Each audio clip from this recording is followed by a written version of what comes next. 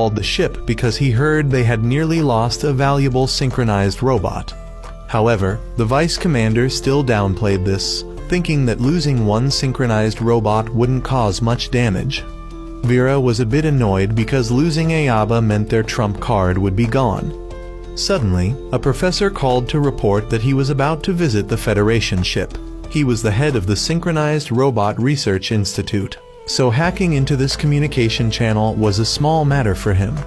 His aircraft soon arrived and was warmly welcomed by everyone on the ship. He wanted Dio and Aoba to demonstrate synchronization for him. Aoba still didn't know who he was, so he and Mayu introduced themselves personally. As mentioned, he was the one who developed synchronization technology and was Vera's teacher, but Vera was the one who created the machine to help complete the synchronization. The experimental synchronization machine was then activated, and Aoba and Dio synchronized for the maximum 6 minutes. When the synchronization ended, Dio went to meet Aoba privately. During the process, Dio had realized that Aoba had lied about meeting Hina on the island. Aoba admitted it, but said he had no hope left because the Hina he knew truly no longer existed. Dio now understood the reason for his despondency and started to criticize Aoba for being weak. Aoba, irritated by Dio's words, brought up the issue with Dio's sister to retaliate. They ended up fighting, forcing their teammates to intervene and separate them. They were then forced to lock both in a detention room to calm down. The professor later came to find them and completely believed that Aoba came from the past. His hypothesis was similar to the research on the synchronization mechanism. Although people initially said it was absurd, it eventually became feasible. The professor now announced that synchronization technology had not yet been widely disseminated because it still lacked convincing evidence. He also revealed that the Republic currently had the potential to develop this technology because one of his students, who was also Vera's classmate, had defected to the Republic. His name was Han, and he had just reviewed the mission of the female supervisor.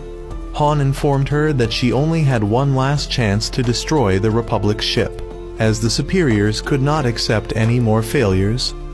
Alfred had briefed the team about the upcoming plan, but the female supervisor said she was the leader of this mission. Bizan had asked Hina about how she contacted them, and she lied that she had secretly sent a signal from Aoba's robot, but she only managed to do so because a few minutes later, the others came to take Aoba away, and she could only escape. Bizan tentatively believed her and left to carry out the mission. Aoba and Dio had now heard about the impending attack and were released to join the battle. The commander was unsure about letting them synchronize in this state. But when they went into battle, both temporarily put aside their personal grudges to focus on fighting. The synchronization still went smoothly, and both stood to shoot down missiles while waiting for the ship to recharge energy for the shield. After the first wave of missiles, Bizan, feeling resentful towards Aoba, targeted him to unleash fire. Dio wanted to go support, but was blocked by the enemy commander and Alfred. The fact that both couldn't reduce enough missiles caused the shield to fail to block everything, and the scientist's plane was hit. Although injured, he concealed it from everyone and claimed he was fine. The enemy continued to fire missiles, and they didn't know how many missiles they had to fire continuously like that.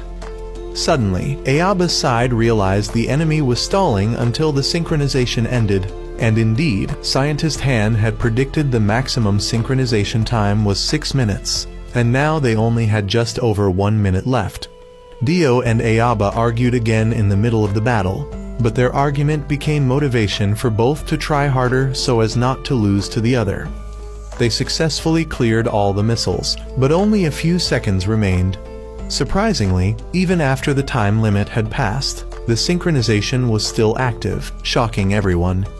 The enemy side thought it was just a miscalculation, but when the time exceeded 7 minutes, the female supervisor was so shocked that she didn't notice Dio approaching.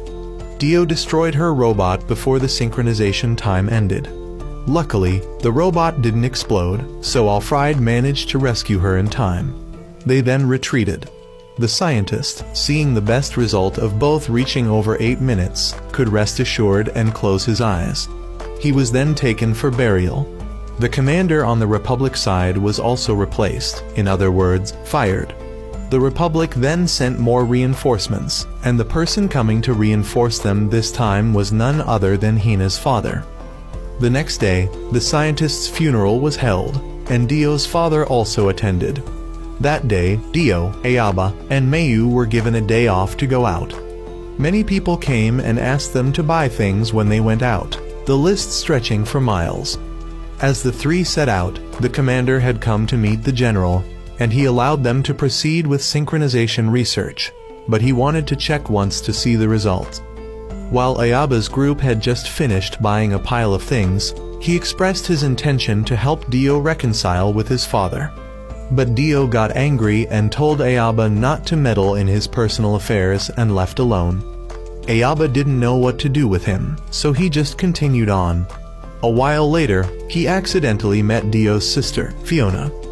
Meanwhile, Vera had told the captain about Han. She defined him as a genius, admitting she had to concede to him. But she had gotten ahead of him in creating the synchronization machine, and Han still hadn't created this. However, if this thing fell into his hands, he would certainly improve it to a new level.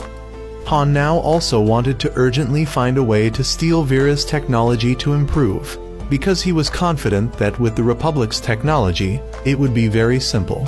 Hina's father had now entrusted her to Ulfried for training, but soon they would have a mission to infiltrate the Federation's new base to steal the design of synchronization technology, and if possible, to take both of Aoba and Dio's synchronized robots.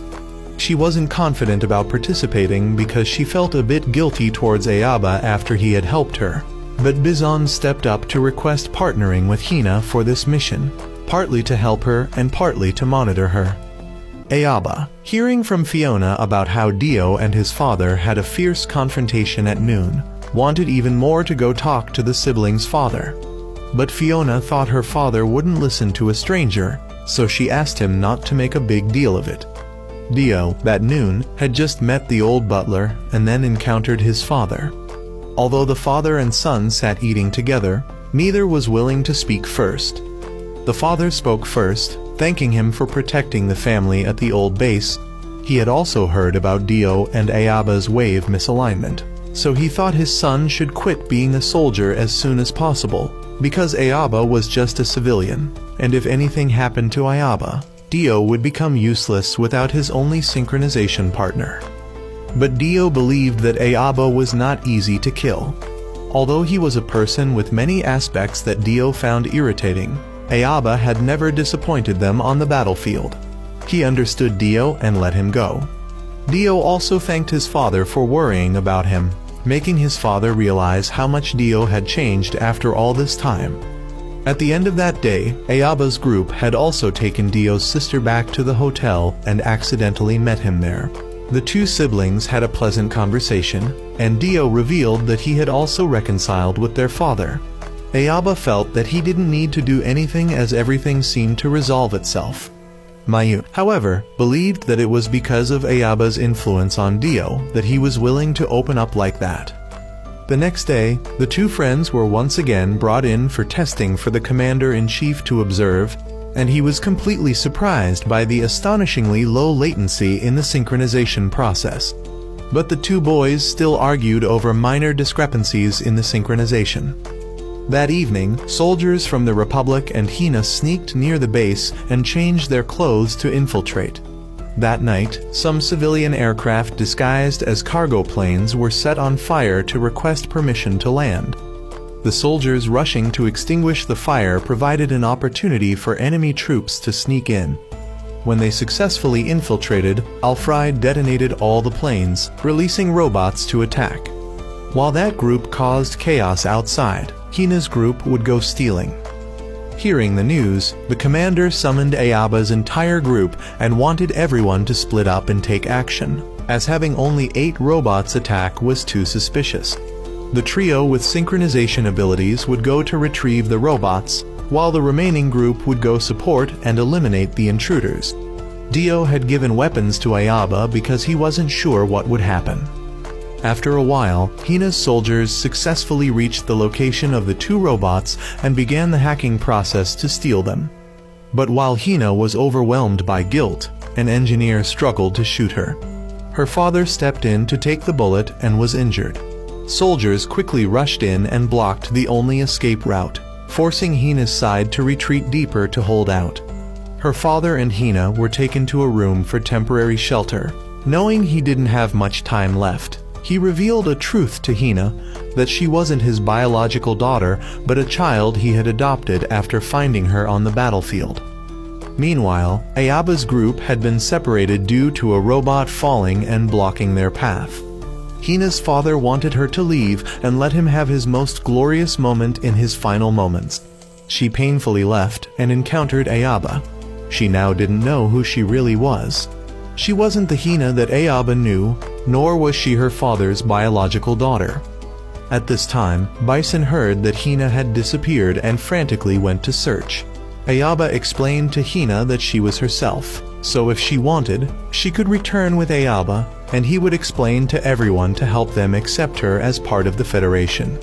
But Bison had found them and suggested that she was about to betray the father who had risked his life to protect her, causing her to waver in her decision. He ran to shoot Aoba, but Dio and From arrived, pushing Bison back and forcing him to take Hina and run. Outside, there were now countless missiles flying towards them, forcing the command ship to raise shields. Suddenly, Aoba and Dio's robots were stolen, so the captain ordered them to be shot down. Aoba disagreed because Hina was on board. He believed Hina was being forced to stay with the Republic, so he decided to save her at all costs. Dio knew that if he stopped Aoba now, he would no longer fight for them in the future, so he took out 2 old synchronization robots for him and Aoba to go and reclaim them, as they still had the advantage in synchronization. Vera thought this was too dangerous, but both ignored the warning and synchronized on their own. As soon as they synchronized, both experienced headaches and saw visions of the robots falling, but they ignored it and rushed forward. However, while fighting Bison, the synchronization waves of both exceeded control limits and caused them to see each other's memories. It seemed Bison could also see these images. The synchronization state quickly broke down, so Bison and Hina were called back. Aoba and Dio tried to chase after them, but to no avail.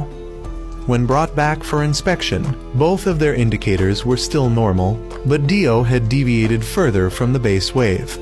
However, his compatibility with Aoba had improved. Afterwards, they had a proper conversation about everything that had happened. Meanwhile, Hina was questioned by Bison about her protecting Aoba.